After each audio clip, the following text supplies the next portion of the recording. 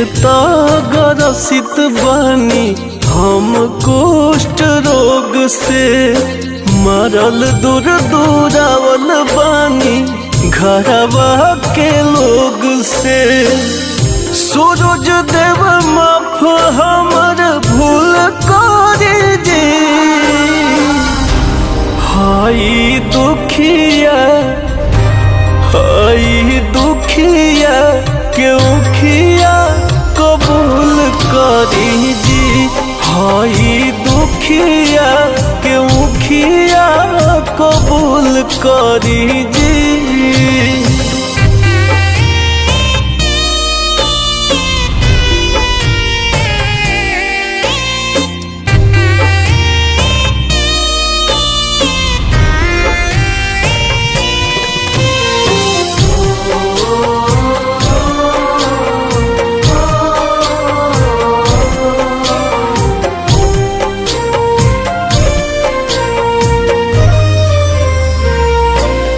हमारा भिखियो तो कहीं ना भेटाए जी, छुटावा से केहू ना छुआए जी।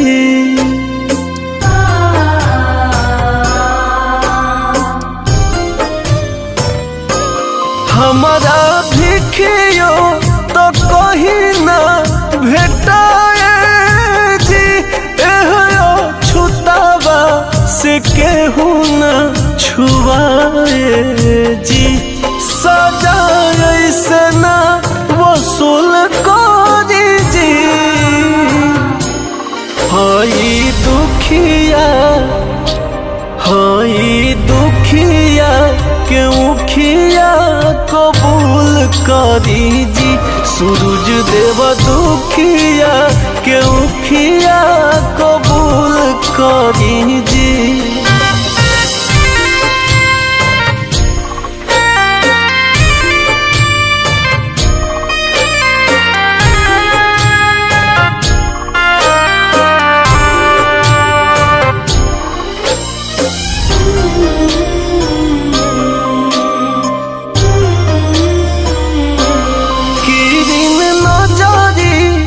जदि पड़ जाई जी, दौरा डाल ले के 10 हर साल आई जी।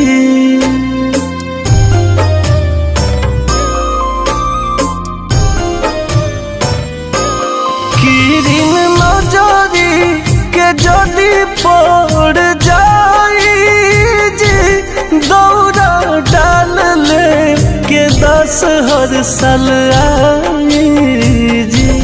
कंचन काया बहु मूल करी जी,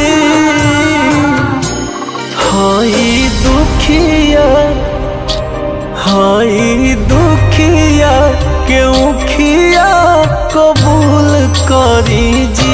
आदित्य मल दुखिया क्यों खिया कबूल करी जी।